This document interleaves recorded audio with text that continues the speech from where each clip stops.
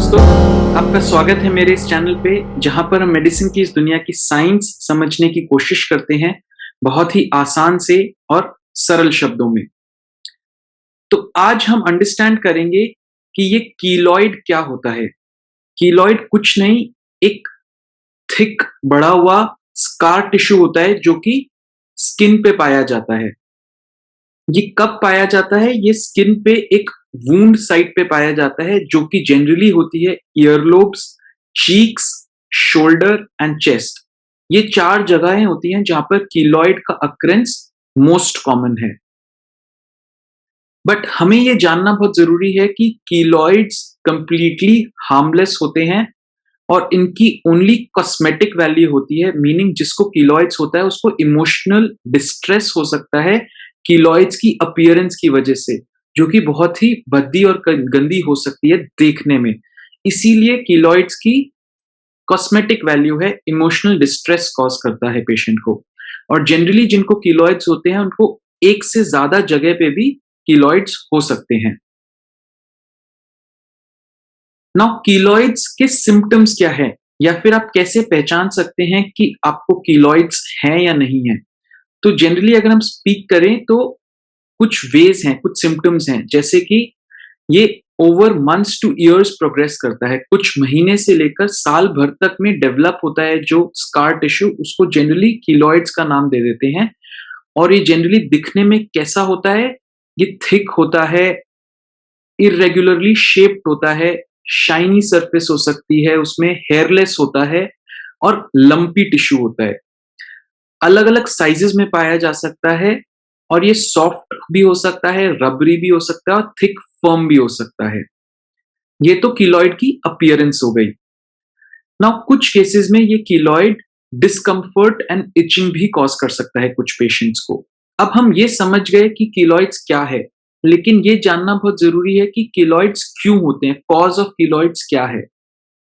Medical science के पास इसका answer नहीं है, और जिस भी चीज का आंसर मेडिकल साइंस के पास नहीं होता है हम उसको लेबल करते हैं इडियोपैथिक।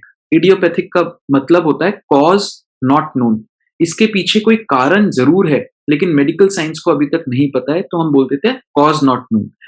बट ये बिलीव किया गया है कि कीलॉइड होता है डिसफंक्शनल वुंड हीलिंग की वजह से।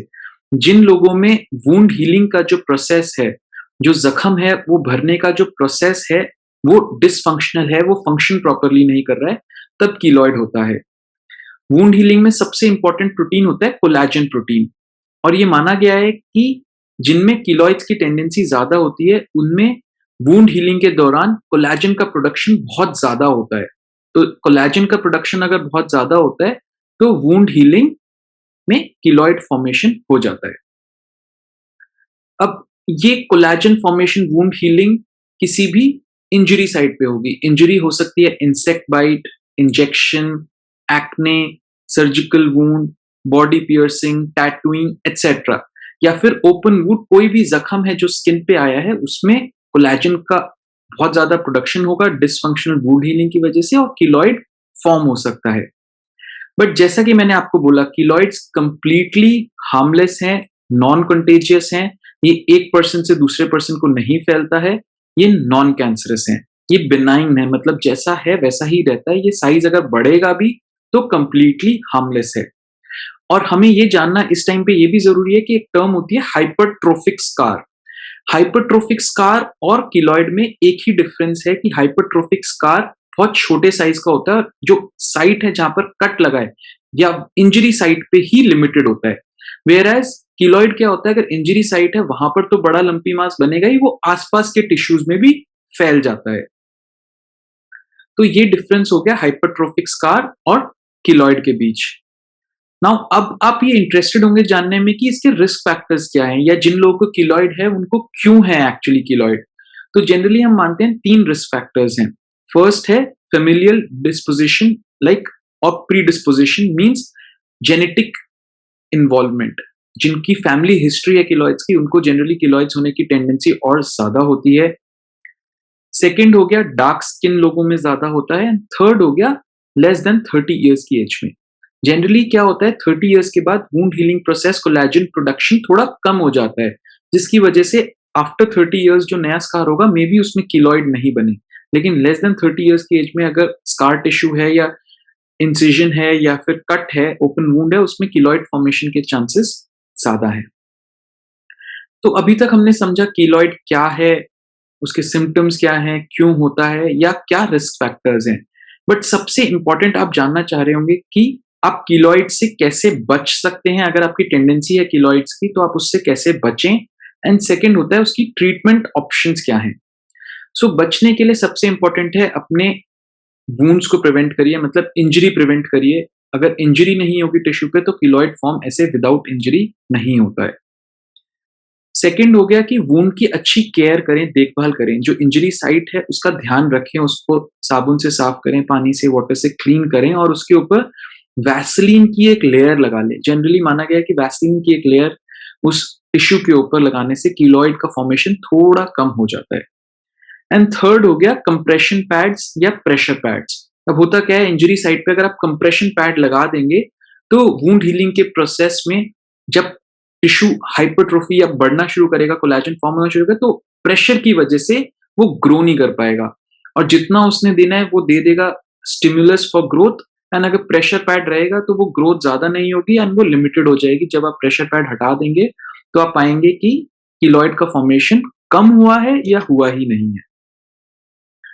अब आ जाते हैं ट्रीटमेंट ऑप्शंस। अगर आपको कीलॉइड है या होने के चांसेस हैं तो ट्रीटमेंट ऑप्शंस क्या हैं, या आपको इंसिजन कुछ करवाना ही है तो उसमें क्या ऑप्शंस हैं। तो जैसा कि मैंने बोला, वुंड में कंप्रेशन पैड्स, अगर इंजरी साइट है उस पर कंप्रेशन पैड्स लगाएं, उसका केयर रखें। सेकेंड होती है कॉर्टिकोस्टेरॉइड इंजेक्शन या कॉर्टिकोस्टेरॉइड क्रीम।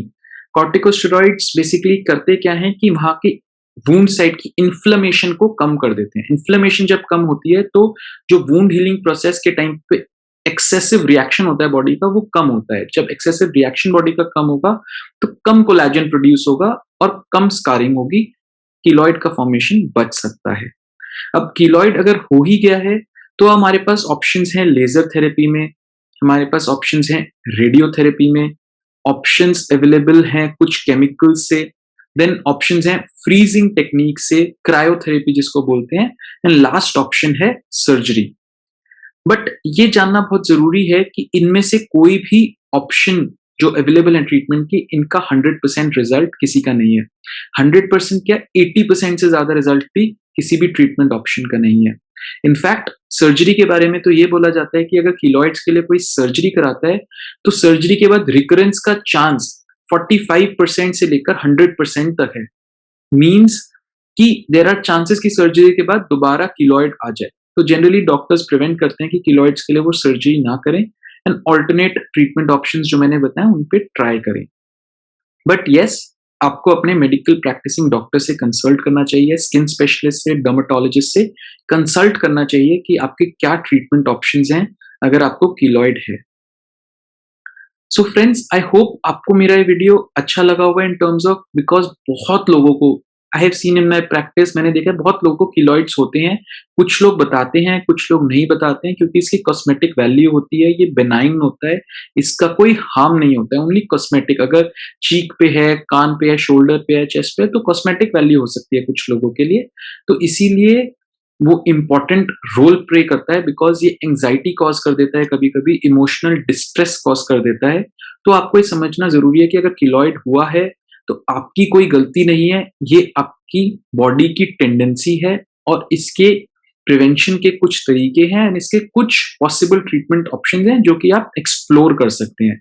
बट आपको चिंता करने की जरूरत नहीं है, इससे आपको कोई मेडिकल कंडीशन नहीं है, कोई बीमारी नहीं है। तो फ्रेंड्स, आई होप आपको मेरा ये वीडियो पसंद आया है। अगर आपको मेरा ये वीडियो पसंद आया है तो प्लीज इसको लाइक करिएगा, शेयर करिएगा और सब्सक्राइब करिएगा और मेरे अगले वीडियो का जरूर इंतजार करिएगा। थैंक यू एंड धन्यवाद।